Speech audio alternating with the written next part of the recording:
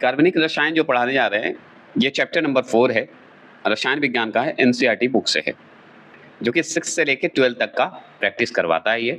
बहुत ही अच्छा बुक है, आप अगर किसी भी क्षेत्र की तैयारी करते हो तो आपको ज़रूर काम देगा। तो चलिए हम फास्ट शुरू करते हैं और समझने की कोशिश करिएगा। सभी जैविक यौगिकों मतलब ऑर्गेनिक कंपाउंड्स, है ना, का अनिवार्य मूल्य तत्व है। तो मूल्य तत्व क्या हो सकता है? तो जैविक यौगिक जैसे ही आ जाए तो कार्बन को टिक लगा दीजिएगा, आप सही हो जाइएगा। अब चलिए इस पे हम डिटेल लेते हैं और थोड़ा-सा क्या करेंगे, इस पे ज़्यादा जानकारी नहीं देंगे, सिर्फ़ जो लिखा है उस पे थोड़ा-सा दोहरा देंगे और आगे बढ़ जाएँगे, ठीक है?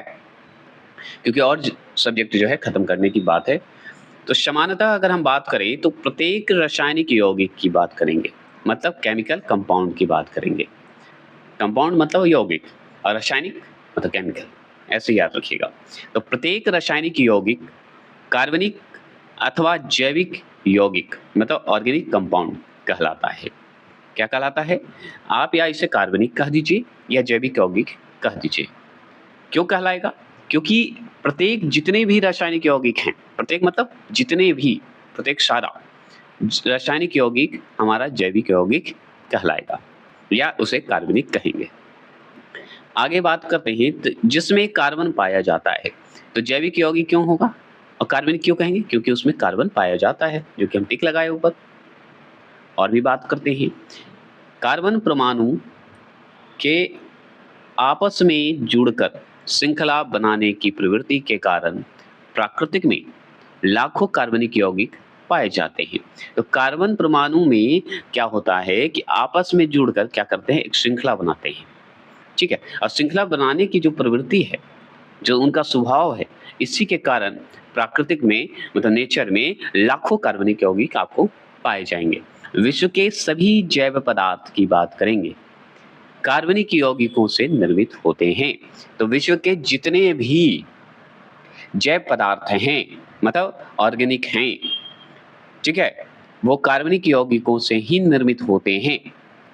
क्योंकि जैव यौगिक मतलब ऑर्गेनिक कंपाउंड से ही तो निर्मित हैं, तो कार्बनिक यौगिक बोल दीजिए या आप जैव यौगिक बोल दीजिए, एक ही हुआ। तो जैव पदार्थ कार्बनिक यौगिकों से ही निर्मित होते हैं। निर्मित होते हैं तो इसका डिटेल की बात करते हैं, तो सुनिए। कार्बन के अतिरिक्त अगर हम देखें, कार्बन के अतिरिक्त, कार्बन के अलावा अधिकांश कार्बनिक यौगिक में हाइड्रोजन भी उपस्थित होता है। अब हाइड्रोजन उपस्थित है तो उसे हाइड्रोकार्बन्स भी बोलते हैं या उनके व्युत्पन्न होते हैं।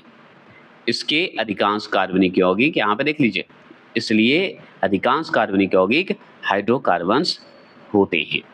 क्योंकि अब देखिए कार्बन के अतिरिक्त है, तो कार्बन के अतिरिक्त क्या है, हाइड्रोजन भी उपस्थित है तो मतलब उसे हाइड्रोकार्बन्स भी बोलेंगे। क्लियर हो गया? जैसे अगर एग्जांपल में हम लें तो मीथेन हम लेंगे, मीथेन का सूत्र है CH4, ये जरूर ध्यान रखिएगा।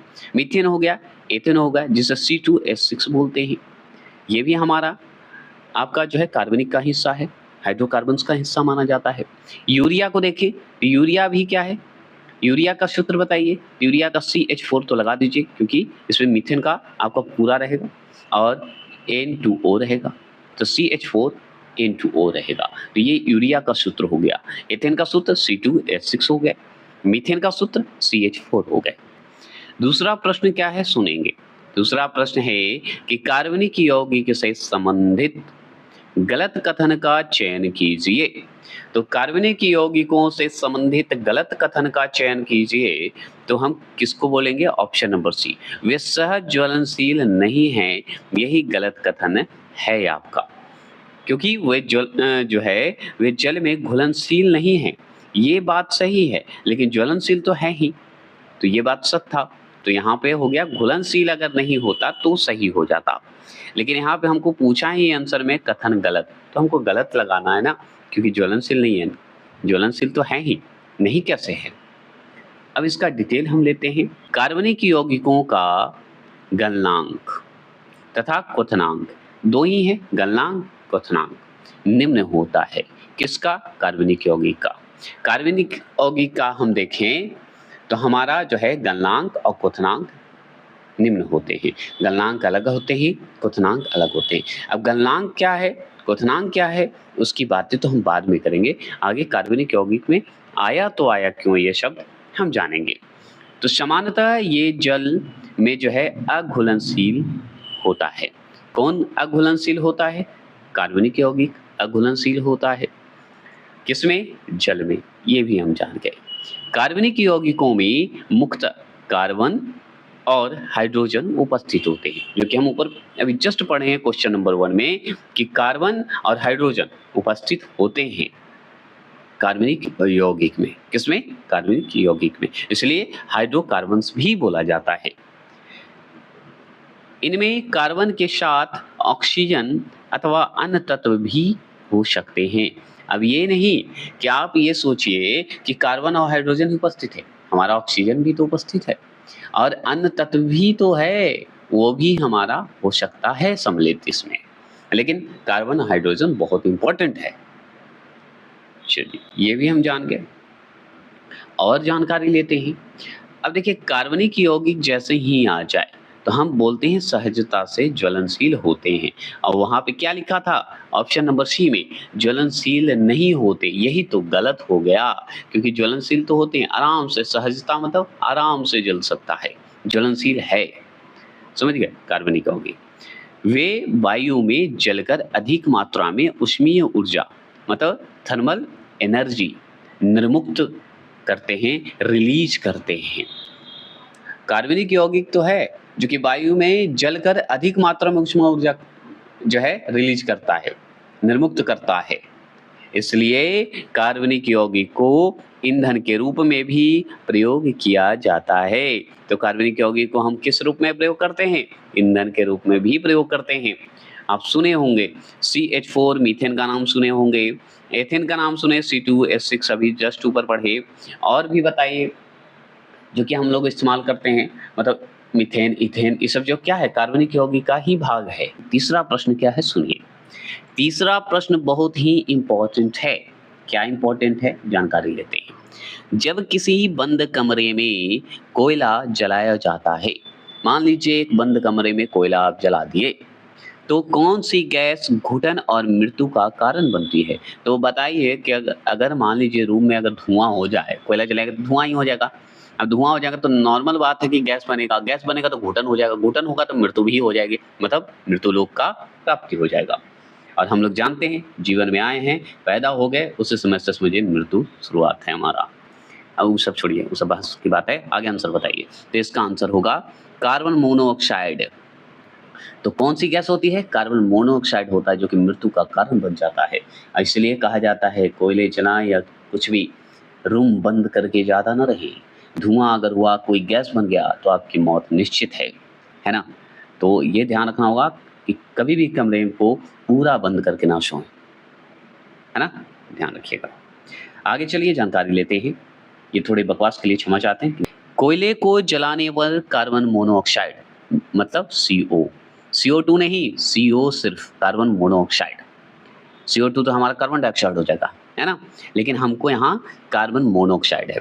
तो कोयले को जलाने पर कार्बन मोनोऑक्साइड CO गैस अत्यधिक मात्रा में निर्मुक्त होती है, रिलीज होती है, निकलती है। यह कैसा होता है CO? कौन? Carbon monoxide. तो यह रंगहीन होता है, कलर लेस होता है, इसमें कलर नहीं होते, रंगहीन होता है। गंधहीन होता है, इसमें कोई गंध नहीं होता है, तो पता भी नहीं चलता है, गंधहीन होता है। अब विषैले गैस भी होते हैं, मतलब विषैला भी होता है। चौथे प्रश्न की अगर हम बात करते हैं, चौथा प्रश्न क्या है? हाइड्रोकार्बनों के अणुभारों के बढ़ते अनुक्रम के अनुसार निम्नलिखित में से कौन सा सही क्रम है? तो हाइड्रोकार्बनों या हाइड्रोकार्बन जो है, तो हाइड्रोकार्बनों, बहुत सारा हाइड्रोकार्बन होगा, तो हाइड्रोकार्बनों के अणुभारों के बढ़ते अनुक्रम के अनुसार, उनके बढ़ते हुए भार, अणुभार को बढ़ते हुए जो क्रम है उनके अनुसार बताइए कौन सा सही क्रम है। तो सही क्रम तो हमारा भाई मीथेन हो गया, CH4 हो जाता है, ये हम जानते हैं। एथेन हो गया तो C2H6 जो कि हम लोग याद किए थे। प्रोपेन का सूत्र जो होता है C3H8 हो जाएगा, मतलब 6 के जगह पे 2 बढ़ जाएगा और 2 की जगह पे 1 हो जाएगा, तो प्रोपेन का हो गया। अब ब्यूटेन हो गया हमारा C4, एक बढ़ा दीजिए इससे भी 4 हो जाएगा और H 10 हो जाएगा, मतलब 2 का रेशियो चलेगा, ठीक है, तो 8 हो जाएगा। तो हमारा मीथेन CH4, उसके बाद हो गया C2H6, एक हो गया C3H8 और ब्यूटेन का हो जाएगा C4H8। तो यही हमारा जो है क्या है, बढ़ते क्रम में आपको बताया गया है, सही क्रम यही है। अब सही क्रम है तो चलिए इसकी जानकारी हम लेते हैं। तो हाइड्रोकार्बनों, हम बोलेंगे हाइड्रोकार्बन के अणुभारों का बढ़ता अनुक्रम जो है, देखिए यहाँ पे दिया हुआ है।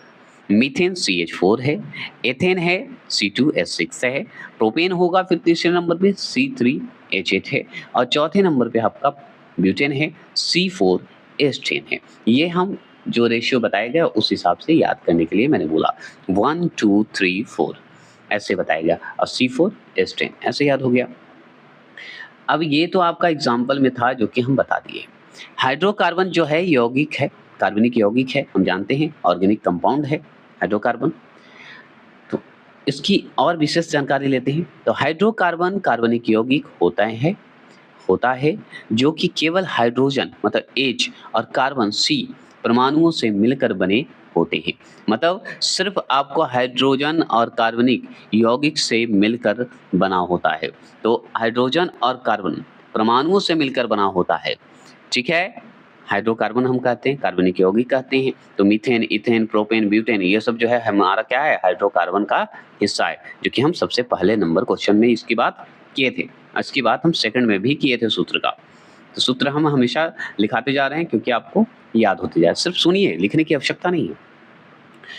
हाइड्रोकार्बन जो है पेट्रोलियम और प्राकृतिक गैस के प्रमुख घटक होते हैं, एकदम होंगे, क्योंकि मीथेन, एथेन और प्रोपेन और ब्यूटेन यही सब तो मिलकर बना हुआ है सब चीज़ों से। तो हाइड्रोकार्बन का ही भाग है, तो भाई पेट्रोलियम और प्राकृतिक गैस का प्रमुख घटक होगा कि नहीं, होगा ही, ये हम जानते हैं।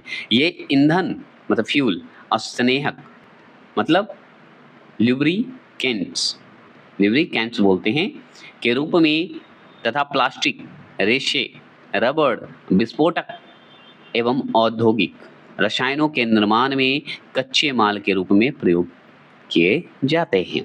तो ये जो हमारा है ईंधन के रूप में तो हम लोग प्रयोग करते ही हैं, है ना। अब मान लीजिए प्लास्टिक का इस्तेमाल नहीं करते हैं, प्लास्टिक का इस्तेमाल करते हैं, रेशे का इस्तेमाल करते हैं, रबड़ का इस्तेमाल करते हैं, विस्फोटक का इस्तेमाल करते हैं। तो हाइड्रोकार्बन में जो ये सब जो हम नाम सुनते हैं ये सब कच्चे माल के रूप में हम इस्तेमाल करेंगे। 5वां प्रश्न क्या है सुनिए, सिगरेट लाइटर में निम्नलिखित में से कौन सी गैस प्रयुक्त होती है। तो हम बताएंगे option number A butane, option number A butane. अब ब्यूटेन मतलब सिगरेट लाइटर जो हम लोग यूज करते हैं, हम लोग मतलब ये मत समझिएगा कि मैं ही पीता हूँ, बहुत लोग यूज करते हैं ये समझिएगा। तो सिगरेट लाइटर में जो है क्या होता है, ब्यूटेन का मात्रा आपको मिलेगा, ब्यूटेन गैस पाया जाता है। अब ब्यूटेन का सूत्र तो हम पढ़े थे, आगे आप सोचिए मीथेन का सूत्र क्या था, CH4, ये तो एकदम स्पेशल था। उसके बाद हम लोग एथेन का पढ़े थे, C2H6 पढ़े थे। उसके बाद प्रोपेन का पढ़े थे, C3H8 पढ़े थे, है ना। अब उसके बाद हम चौथे नंबर पे क्या पढ़े थे, ब्यूटेन, ब्यूटेन का C4H10 पढ़े थे, है ना। तो यही तो हमारा है ब्यूटेन। तो ब्यूटेन एक क्या है, अति ज्वलनशील, रंगहीन मतलब रंग उसमें नहीं है, गैस है। तो ब्यूटेन हमारा जो है अति ज्वलनशील है। अब सिगरेट लाइटर है तो ज्वलनशील तो होगा ही, और इसमें रंगहीन होगा, रंग होगा ही नहीं, जिसे सरलता से दबाव डालकर तरलीयकृत जो है लिक्विड फील्ड में बोलते हैं, ठीक है, तरलीयकृत किया जाता है।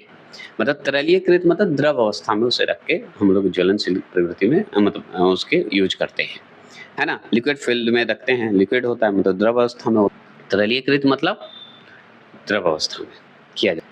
ब्यूटेन का वाष्प दाब अपेक्षाकृत कम होता है। तो इसका ब्यूटेन का जो वाष्प दाब होता है, प्रेशर जो होता है वो कम होता है, जितना होना चाहिए उससे कम ही माना जाता है, अपेक्षाकृत कम होता है।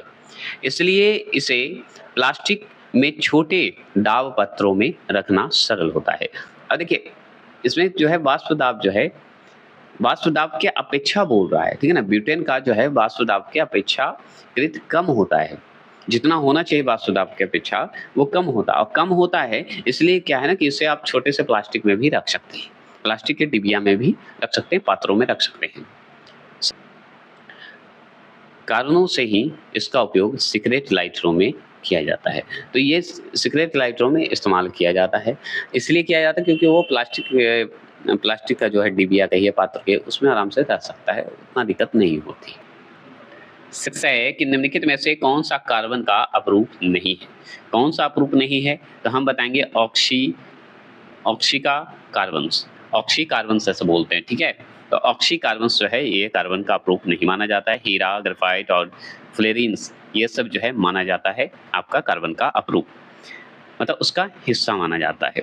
और बात करते हैं, जब डिटेल की बात होगी तो हम सुनेंगे कि जब एक ही तत्व अनेक रूपों में पाया जाता है, एक जो एलिमेंट है वो अनेक प्रकार से दिखेगा आपको, अनेक रूप से आपको दिखेगा, तो तत्व के इस गुण को हम अपरूपता कहते हैं, तथा उस तत्व के विभिन्न रूप को अपरूप कहते हैं।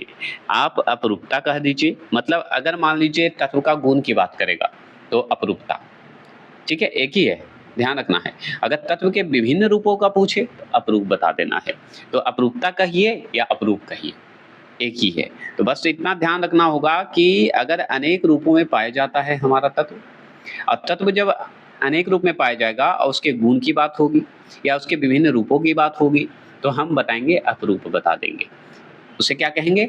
अपरूप कहेंगे। अगर बात करते हैं और हम जानकारी लेना चाहते हैं तो सुनिए, प्राकृतिक में कार्बन के मुख्यतः निम्नलिखित अपरूप पाए जाते हैं।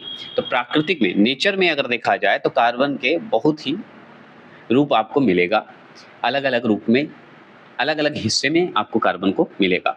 जैसे में आप हीरा को देख सकते हैं, ग्रेफाइट देख सकते हैं और फ्लोरीन को देख सकते हैं।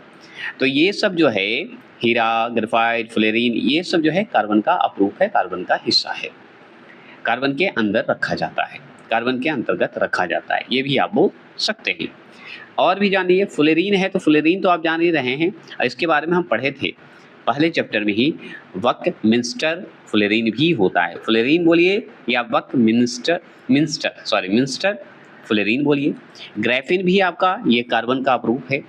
कार्बन नैनो ट्यूब्स भी आपका कार्बन का अपरूप है, मतलब कार्बन का अंतर्गत आता है, कार्बन का हिस्सा है। और ये लांस डेलाइट जो है ये भी आपका कार्बन का अपरूप है। क्यू कार्बन का ही अपरूप है, क्यू कार्बन भी आपका कार्बन का ही अपरूप है, कार्बन का ही हिस्सा है, कार्बन का ही अंतर्गत रखा जाता है। तो ये सब जो हैं हीरा, graphite, fluorine, graphene, carbon nanotubes और डेलाइट और क्यू कार्बन, ये सब जो है आपका कार्बन का अपरूप मानते हैं। अब चलिए बात करते हैं विशेष रूप से कि जैसे कि अब हीरा जो है हमारा कार्बन है, लेकिन कैसा है कार्बन, है ना, ये बात होता है। तो सुनिए, हीरा हमारा सर्वाधिक कठोर पदार्थ है, हीरा कार्बन का अपरूप है, तो हीरा कैसा है? कठोर पदार्थ है। जबकि ग्रेफाइट सबसे मुलायम पदार्थ है। तो एक ही है, या कठोर पदार्थ में आपको कार्बन का अपरूप मिलेगा, मतलब कार्बन का हिस्सा मिलेगा, या मुलायम अवस्था में मिलेगा। तो मुलायम अवस्था में अगर पूछेगा तो हम बताएंगे ग्रेफाइट को ठीक लगाएंगे। अगर कठोर पदार्थ के रूप में पूछेगा कि कार्बन का कौन सा ऐसा है जो कि सर्वाधिक कठोर पदार्थ है, तो हम बताएंगे हीरा। तो हीरा हमारा क्या है? सबसे कठोर पदार्थ है। और सबसे मुलायम तो ग्रेफाइट। ग्रेफाइट का प्रयोग जो है पेंसिल का लेड बनाने में किया जाता है। जो पेंसिल होता है उसका नोक कहिए, वो लिखने के लिए बनाया जाता है, लेड बनाया जाता है, शीशा कहिए, पेंसिल का शीशा बनाने में किया जाता है। बात करेंगे तो फ्लोरीन को ध्यान से सुनिए कि फ्लोरीन को C60 भी हम ब्रैकेट में लिखा हुआ है जो कहते हैं। तो फ्लोरीन C60। फ्लोरीन याद रखिएगा एक अमेरिकी आर्किटेक्ट थे, अमेरिका के एक आर्किटेक्ट थे जिनका नाम बकमिंस्टर है। फुलर नाम, पूरा नाम है बकमिंस्टर फुलर। इसलिए जो आप इनका प्रूफ देखते हैं, कार्बन का जो प्रूफ है, इन्हीं के नाम पे रखा गया है, बकमिंस्टर फ्लोरीन कर दिया गया है, क्योंकि इन्हीं द्वारा डिजाइन किया गया था। ठीक है, बकमिंस्टर द्वारा ही डिजाइन किया गया था। अब किए गए थे तो याद रखिएगा एक जियोडेसिक गुंबद जैसे प्रतीत होता है। जो डिजाइन किया गया था वो कैसा प्रतीत होगा? तो गुंबद जैसा, जियोडेसिक गुंबद जैसा होता है, जिसमें कार्बन परमाणु फुटबॉल के रूप में व्यवस्थित होते हैं। तो कार्बन परमाणु एक फुटबॉल के रूप में वो जो है व्यवस्थित है, उसमें रखा हुआ है ना, मतलब वहाँ पे व्यवस्थित किया गया है, कोई दिक्कत नहीं है। अब प्रश्न देखिए, सातवां प्रश्न क्या है कि कार्बन के संदर्भ में निम्नलिखित कथनों में से कौन सही है। सातवें प्रश्न की अगर बात करें तो कार्बन के संदर्भ में निम्नलिखित कथनों में से कौन सही है। नीचे दिए गए कूट का प्रयोग सही उत्तर चुनिए। तो उसका सही उत्तर चुनना है तो इसका जो है ऑप्शन नंबर बी जो है केवल 2 जो है सही है, क्योंकि कार्बन के संदर्भ में पूछ रहा है। तो अधिकांश कार्बन यौगिक अच्छे विद्युत चालक नहीं होते हैं। तो सभी जो कार्बन यौगिक हैं जरूरी नहीं कि सब अच्छे हों। तो अच्छे तो सब नहीं हैं, विद्युत चालक अच्छे नहीं हो सकते, सब नहीं हो सकते। अधिकांश आपको कार्बन जो है विद्युत चालक नहीं मिलेगा, आपको अच्छे विद्युत चालक नहीं मिलेंगे, है ना। अब क्यों नहीं, अब क्यों ऐसा बोला गया, अब चलिए इसकी जानकारी लेते हैं। तो सभी सजीव संरचनाएं कार्बन पर आधारित होती है। तो सभी सजीव संरचनाएं कार्बन पर आधारित होते हैं, परंतु कार्बन पर आधारित सभी संरचनाएं सजीव नहीं होती। क्या नहीं होती, सजीव नहीं होती। कार्बनिक यौगिकों में सहसंयोजी बंधन पाए जाते हैं। वो कार्बन पर आधारित होती है जितनी भी सभी, परंतु कार्बन पर आधारित सभी संरचनाएं जरूरी नहीं कि सजीव हो, है ना। तो सजीव नहीं होती मतलब सजीव नहीं होती मतलब नहीं है, तो ये दिमाग में रखना होगा आपको। अगर बात करें कि कार्बनिक यौगिकों में अगर बात करें सहसंयोजक बंधन का, तो यही पाए जाते हैं जिसमें मुक्त इलेक्ट्रॉन नहीं पाए जाते। तो सहसंयोजी अगर बंधन पाया जाएगा तो इसमें मुक्त इलेक्ट्रॉन कैसे पाया जाएगा, नहीं पाया जाएगा, क्योंकि इलेक्ट्रॉन ऋणात्मक होता है। तो सहसंयोज हो रहा है, जुड़ रहा है एक दूसरे से, तो इसमें माइनस कैसे होगा, प्लस होगा। तो इसमें तो नेगेटिव नहीं होगा, तो इलेक्ट्रॉन नहीं पाए जाते। जबकि विद्युत संवहन के लिए मुक्त इलेक्ट्रॉनों का होना आवश्यक है। सोचिए, अब विद्युत में माइनस प्लस तो होना जरूरी है, तो इलेक्ट्रॉन का भी होना आवश्यक है, क्योंकि ऋणात्मक है, माइनस है, मतलब इलेक्ट्रॉन होना जरूरी है। क्यों, क्योंकि विद्युत का अगर संवहन करना है हमको, अगर विद्युत को लगाना है तो हमको इलेक्ट्रॉन की आवश्यकता होनी चाहिए, तो मुक्त इलेक्ट्रॉन का होना आवश्यक है। इसलिए अधिकांश कार्बन यौगिक अच्छे विद्युत चालक नहीं होते, जिसमें अच्छे चालक होते हैं उसी में इस्तेमाल किया जाता है। तो मुक्त इलेक्ट्रॉन भी उसके साथ मतलब मैनेज कर ले, इस तरह का होना चाहिए। तो प्रश्न क्या है, निम्न में से किसे शुष्क बर्फ कहते हैं, बताइए। तो निम्न में से किसे शुष्क बर्फ कहते हैं, तो हम कहते हैं ठोस कार्बन डाइऑक्साइड को कहते हैं। क्या कहते हैं, ठोस कार्बन डाइऑक्साइड को कहते हैं। अब ठोस कार्बन डाइऑक्साइड की बात हो रही है तो चलिए हम जानते हैं। तो ठोस कार्बन डाइऑक्साइड को शुष्क बर्फ या शुष्क हिम कहा जाता है। तो ठोस कार्बन डाइऑक्साइड को शुष्क बर्फ या शुष्क हिम कहा जाता है। यह गर्म करने पर द्रव अवस्था में परिवर्तित हुए बिना सीधे गैस में परिवर्तित हो जाती है। तो क्या होती है, सीधे गैस में परिवर्तित हो जाती है। शुष्क बर्फ जमे हुए खाद्य पदार्थ को क्या करती है, परिरक्षित करती है, मतलब संरक्षित करती है। अब परिरक्षित करना मतलब संरक्षित करने के लिए क्या करता है, शीतलक मतलब ठंडा रखता है ना। रिफ्रिजर में क्या करते हैं हम लोग, रखते हैं तो उसमें ठंडा रखते हैं, वही है शीतलक। तो शीतलक करते ठंडक के रूप में प्रयोग किया जाता है। तो कोई भी खाद्य पदार्थ को शुष्क रखना है या बर्फ, अगर शुष्क बर्फ अगर जमे हैं और उसमें खाद्य पदार्थ को आप रखिएगा तो उसमें सुरक्षित रहेगा, खट्टा होने की संभावना नहीं होता है, कोई भी सामान जल्दी खराब होने की संभावना नहीं रहता है। तो हम लोग कहाँ रखते हैं, फ्रीजर में रखते हैं, है ना, फ्रिज में रखते हैं कि नहीं, बस वही याद रखना। तो इस रूप में हम लोग प्रयोग करते हैं। इसके अतिरिक्त अगर हम और बात करते हैं इसके अलावा, तो शुष्क बर्फ का प्रयोग कृत्रिम बर्फ के रूप में किया जाता है। तो क्या बोल रहा हूँ, फ्रिज है, अगर फ्रीज है और फ्रिज में आप ऊपर वाला जो कूलिंग जो आता है उसको ज़्यादा ऑन करके छोड़ दीजिए, देखिए उसमें बर्फ जम जाएगा, हर घर में होता होगा, आप जरूर देखिएगा। तो वो कृत्रिम बर्फ बन गया। अब घर में भी अब बर्फ भी बनाया जाता है कृत्रिम रूप से मानव द्वारा, ये भी आप जानते हैं। इसका तापमान जो है समान बर्फ के तापमान से कम होता है। तो जो हमारा जीर्ण तापमान है, टेम्परेचर है, उससे कम होगा तभी तो जमेगा, ज़्यादा होगा तो थोड़ी जमेगा, है कि नहीं। 9वां प्रश्न क्या है सुनिए, केवल कार्बन और हाइड्रोजन वाले कार्बनिक यौगिक निम्नलिखित में से क्या कहलाते हैं या क्या कहते हैं, तो हम कहेंगे हाइड्रोकार्बन। अब कार्बन और हाइड्रोजन मिल जाएगा तो हाइड्रोकार्बन ही कहेगा ना, हाइड्रोकार्बन ही कहलाएगा ना, बस इतना जान लीजिए। केवल हाइड्रोजन मतलब H एवं केवल कार्बन भी बोलिए, सी। तो हाइड्रोजन एवं कार्बन से बने यौगिक हाइड्रोकार्बन कहलाते हैं। क्या कहलाएंगे? हाइड्रोकार्बन। अब दोनों हाइड्रोजन और कार्बन को जोड़ दिए तो हाइड्रोकार्बन हो गया। हाइड्रोकार्बनों के सबसे प्रमुख प्राकृतिक स्रोत अगर पूछे तो पेट्रोलियम एवं प्राकृतिक गैस है। एकदम सही बात है। हाइड्रोकार्बन का अगर मिला हुआ सबसे प्रमुख अगर रूप पूछा जाए नेचुरल रूप से तो हमारा पेट्रोलियम और प्राकृतिक गैस है। प्राकृतिक गैस भी होता है और हमारा पेट्रोलियम, ये दोनों हम इस्तेमाल करते हैं। हाइड्रोकार्बन दो प्रकार के होते हैं, एक तो संतृप्त होते हैं, एक असंतृप्त होते हैं। ठीक है, तो संतृप्त और असंतृप्त बहुत इंपॉर्टेंट है। इसको जानने के लिए आपको बहुत ही अच्छे से समझना होगा। संतृप्त तो क्या होता है कि सिंगल बॉन्ड होता है, एकल बंधन होता है, और आपका असंतृप्त असंतृप्त अगर पूछे तो टू बॉन्ड होते हैं। असंतृप्त, अब संतृप्त असंतृप्त आगे होता क्या है ये इंपॉर्टेंट है, आपके लिए लग रहा होगा कि चलिए भाई हम जानते हैं, लेकिन इसका मतलब क्या होता है। संतृप्त मतलब होता है पूर्ण रूप से, मतलब पूर्ण रूप से भरा हुआ। तो संतृप्त में अगर एग्जाम्पल पूछे कि संतृप्त हाइड्रोकार्बन है क्या, तो हम बताएंगे एल्केन है। क्या है? एल्केन है। तो आपसे पूछेगा कि संतृप्त जिसे पूर्ण हाइड्रोकार्बन किसे कहते हैं, तो एल्केन को कहते हैं, जिनमें कार्बन परमाणु एकल बंधन द्वारा जुड़े होते हैं। तो एल्केन एकल बंधन द्वारा जुड़े होते हैं, सिंगल बॉन्ड जुड़े होते हैं।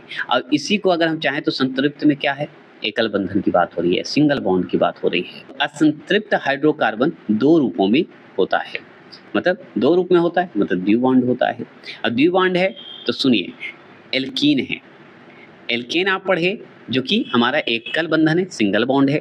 असंतृप्त हाइड्रोकार्बन को दो रूप में होता है, एल्कीन जिसमें कार्बन परमाणु द्विबंधन होता है। क्या होता है? कार्बन परमाणु होते हैं, इसमें द्विबंधन होता है, डबल बॉन्ड होता है। डबल बॉन्ड द्वारा क्या होता है? जुड़ा होता है। अब एल्काइन क्या है? जिनमें कार्बन परमाणु त्रिबंधन है, ट्रिपल बॉन्ड द्वारा जुड़ा होता है। ठीक है, एक ट्रिपल बॉन्ड होगा, द्विबॉन्ड। 10वां प्रश्न सुनिए, निम्नलिखित में से कौन केवल कार्बन से बना हुआ है? केवल कार्बन से, तो वो है ग्रेफीन। ग्रेफीन जो है केवल कार्बन से बना हुआ है। ग्रेफीन कार्बन का एक अपरूप है, ये जरूर ध्यान रखना होगा, मतलब हिस्सा है। हम पढ़े थे हीरा भी है, ग्रेफाइट भी है, तो आपको ग्रेफीन जो है कार्बन का अपरूप है। इसमें जालीदार षष्ठकोणीय संरचना, मतलब मधुमक्खी के छत के समान लगेगा ये। ग्रेफीन जो है एक जालीदार है, षष्ठकोणीय संरचना है। संरचना में जुड़े हुए कार्बन परमाणुओं की एकल परत है। क्या है? एकल परत है, एकल परत में पाई जाती है। किसमें पाई जाती है? एकल परत के रूप में पाई जाती है। क्लियर हो गया? कोई दिक्कत नहीं है। और सुनिए, ग्रेफीन कार्बन के अन्य अपरूपों का आधारभूत तत्व है। ग्रेफीन ग्रेफीन जो है और भी जितने अपरूप हैं कार्बन के जो हिस्से हैं, जैसे हीरा हो गया, ग्रेफाइट हो गया, चारकोल हो गया, या फुलेरीन्स हो गया, तो ये सब जो है ग्रेफीन का ही आधारभूत तत्व माना जाता है। 11वां प्रश्न क्या है सुनिए, निम्नलिखित तत्वों के समूहों में से कौन सा एक पृथ्वी पर जीवन की उत्पत्ति के लिए मूलतः उत्तरदायी था? मूलतः उत्तरदायी है तो option number B, carbon, hydrogen और नाइट्रोजन है। तो कार्बन, हाइड्रोजन और नाइट्रोजन है, ये जरूर ध्यान रखना है। अगर बात करेंगे हम कि जीव वैज्ञानिक जीवन के लिए जिन 6 पदार्थों को आवश्यक मानते हैं वे हैं carbon, hydrogen, nitrogen, oxygen, phosphorus और सल्फर है। तो आपसे पूछेगा कि 6 पदार्थों को जो हम आवश्यक रूप से मानते हैं, जो वैज्ञानिक मानते हैं हमारे, वो बताइए कौन-कौन है? मूल रूप से बताना है तो आप बताइएगा कार्बन को, हाइड्रोजन को, नाइट्रोजन को, ऑक्सीजन को, फास्फोरस को और सल्फर को। इन्हीं मूल तत्वों से मिलकर जीवन से जुड़े सभी आधारभूत रसायन जो है बने होते हैं। अब carbon, hydrogen, nitrogen, oxygen, phosphorus, sulphur, यही सबसे तो मिलकर बना है, ये सब मूल तत्व है। इसी मूल तत्व से मिलकर तो बना है हमारा आधारभूत रसायन। 12वां प्रश्न क्या सुनिए, भोपाल गैस त्रासदी निम्नलिखित में से किसके रिसाव के कारण हुई थी? आप बहुत अच्छे से जानते हैं किसके रिसाव के कारण हुआ था? मिथाइल आइसोसाइनाइड के कारण हुआ था। ये इतना बार सवाल पूछा है कि हर एग्जाम में जरूर पूछता है। ये पूछेगा, डेट पूछेगा, इसमें कौन सा उसका सूत्र पूछ देता है। जैसे भोपाल स्थित union carbide Indian limited, carbide Indian limited के कीटनाशक संयंत्र से, ठीक है, मिथाइल आइसोसाइनाइड या आइसोसाइनेट गैस के रिसाव दिसंबर 1984 के कारण भोपाल गैस त्रस्ती हुई थी। तो 2 या 3 दिसंबर को माना जाता है, 2 से 3 बोलिए, ठीक है, दिसंबर 1984 में। मिसाइल आइसोसाइनाइड का सूत्र अगर पूछेगा तो CH3 बता दीजिएगा, NCO बता दीजिएगा। मिथाइल का होता क्या है, CH4 होता है, तो यहाँ पे C3 कर देना है। और आइसोसाइनाइड है तो NCO कर दीजिएगा, तो H3NCO मिथाइल आइसोसाइनाइड का सूत्र है। CH3NCO किसका सूत्र है, तो मिथाइल आइसोसाइनाइड का है। मतलब समझ गए होंगे। इसके कब हुआ था ये घटना, तो 1984 में हुआ था। उसे किस नाम से जानते हैं, भोपाल गैस त्रस्ती के नाम से जानते हैं। क्या है, अत्यंत जहरीली गैस है, ये भी ध्यान रखना होगा। और कार्बामेट कीटनाशकों के उत्पन्न की प्रक्रिया में निर्मित होती है। तो किसमें होती है, तो कीटनाशक, ठीक है, कीटनाशकों के उत्पादन की प्रक्रिया में निर्मित होती है। बस इतना जान लेना है। 13वां प्रश्न क्या है कि प्रथम विश्व युद्ध में किस एक रसायन का आयुध, ठीक है, आयुध के रूप में प्रयोग किया जाता था। मतलब युद्ध के रूप में प्रयोग किया गया था, बताइएगा, आयुध के रूप में बताइए। तो हम बताएंगे मस्टर्ड गैस का। क्या है, मस्टर्ड गैस का। प्रथम विश्व युद्ध में मस्टर्ड गैस का रासायनिक आयुध के रूप में प्रयोग किया गया था। यह गैस मूलतः जो है अवस्था रूप में उपस्थित होती है। इसमें अवस्थित होती है, मूलतः ये गैस के रूप में आपको अवस्थित मिलेगा, उसी अवस्था में आपको मिलेगा। इसका रासायनिक नाम अगर पूछे, ठीक है, मस्टर्ड गैस का रासायनिक नाम पूछे तो डाइएथिल सल्फाइड है। क्या है, मस्टर्ड गैस का अगर रासायनिक नाम पूछे तो डाई को अलग कर दीजिए, क्लोरो को अलग कर दीजिए, फिर डाई लिख दीजिए और एथिल सल्फाइड अलग कर दीजिए। इससे खुली त्वचा पर क्या होता है, फफोले पड़ जाते हैं। तो खुली त्वचा पर घाव होने लगता है, जलन होने लगता है ना। तो वो ये इस्तेमाल किया गया था, प्रथम विश्व युद्ध में किया गया था। समझ गया ना। तो आयुध के रूप में किया गया था, आयुध के रूप में मतलब युद्ध के रूप में किया गया था। 40 प्रश्न क्या है सुनिए। छपाई में प्रयोग की जाने वाली स्याही निम्नलिखित में से किसके अपघटन से प्राप्त होती है। तो छपाई में प्रयोग की जाने वाली जो स्याही है, स्याही जो लिंक है, वो बताइए किसके अपघटन से प्राप्त होता है। तो मीथेन CH4 से होता है। मीथेन का सूत्र CH4, ऐसे याद रखेंगे। मीथेन एक क्या है, रंगहीन है। मीथेन क्या है, रंगहीन है, स्वादहीन है और गंधहीन है। न गंध होता है, न स्वाद होता है, न रंग होता है। किसमें, मीथेन में। मीथेन में मतलब CH4 में। वो क्या है, गैस है जो कि दलदलीय क्षेत्रों में पाई जाती है। तो मीथेन कहाँ पाया जाएगा, दलदली क्षेत्र में। यह पेंट तथा कार्बन की छड़ बनाने में भी प्रयुक्त होता है। तो कार्बन का जो छड़ बनाया जाता है उसमें मीथेन का प्रयोग करते हैं, पेंट बनाने में हम लोग करते हैं।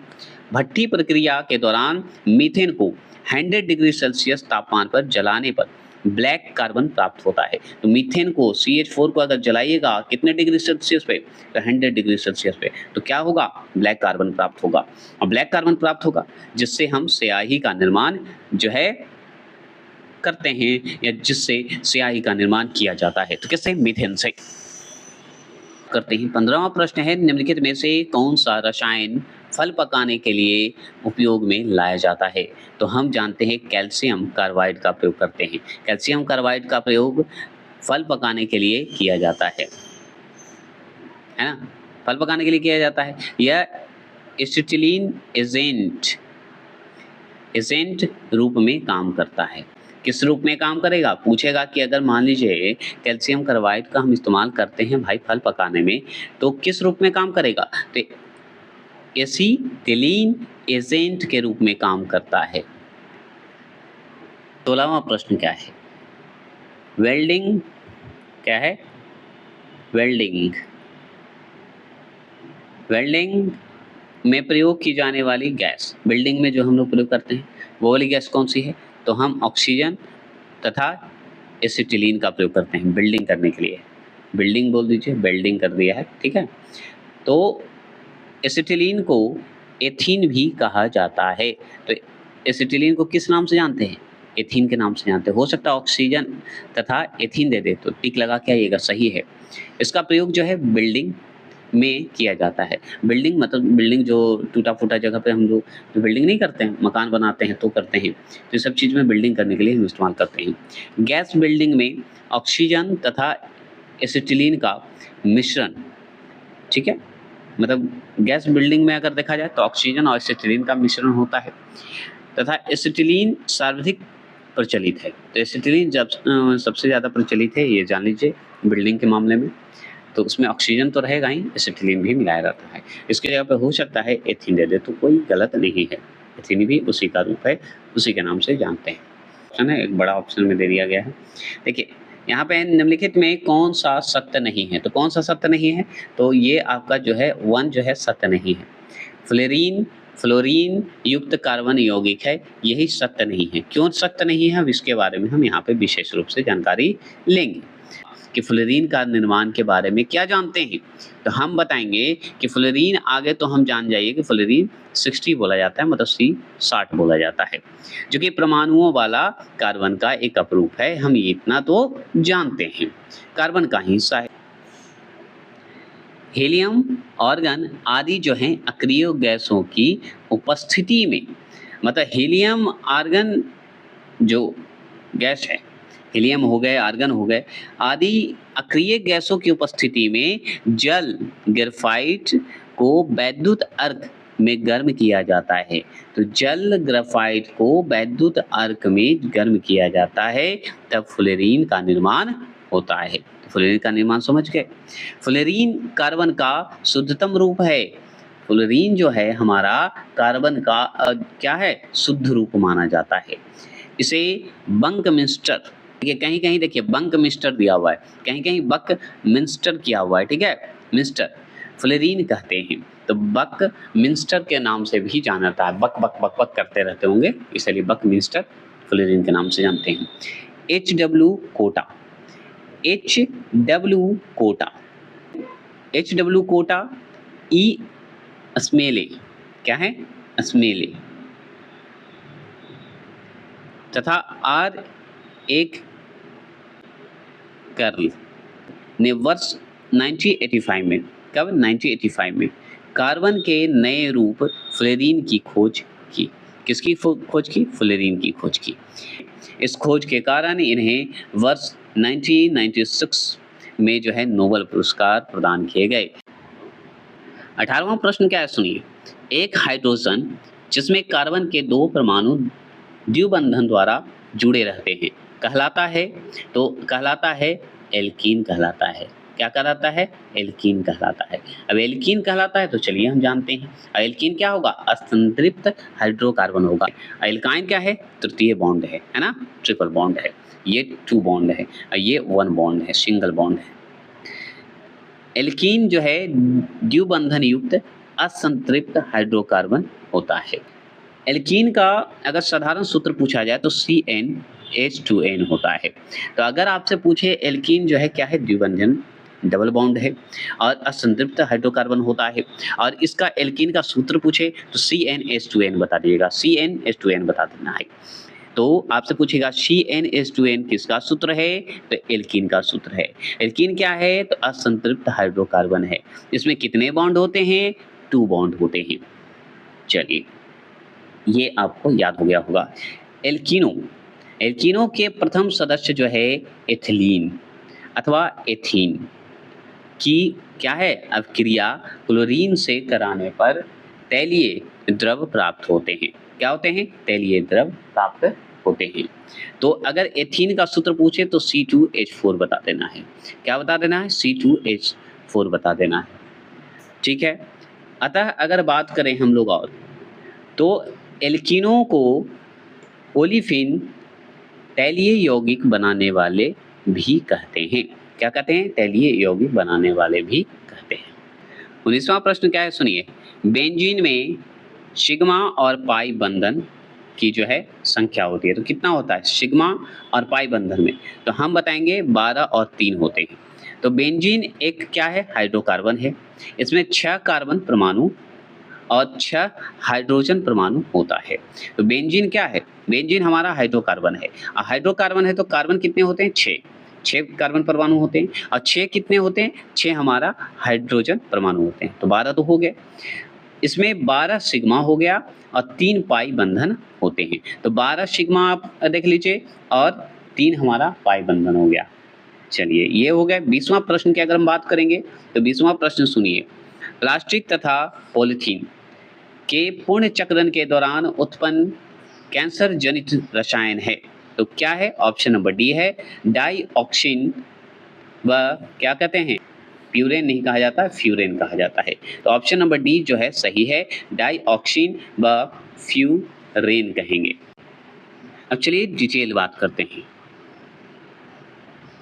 प्लास्टिक या पॉलीथीन, प्लास्टिक को ही पॉलीथीन कहते हैं, तो प्लास्टिक या पॉलीथीन पूर्ण चक्रण प्रक्रिया के दौरान उत्पन्न होने वाला कैंसर जनित रसायन डाइऑक्सिन व क्या कहते हैं फ्लोरीन, जबकि अगर बात करें तो फॉर्मेलिडिहाइड क्या है, फॉर्मेलिडिहाइड एक प्राकृतिक कार्बनिक यौगिक है, क्या है फॉर्मेलिडिहाइड एक क्या है प्राकृतिक कार्बनिक यौगिक है, एवं विनाइल क्या है विनाइल जो है क्लोराइड एक क्या है रंगहीन यौगिक है, क्या है रंगहीन यौगिक है, जो पॉली विनाइल क्लोराइड बहुलक के निर्माण में प्रयुक्त होता है, किसमें होता है बहुलक निर्माण में प्रयुक्त होता है।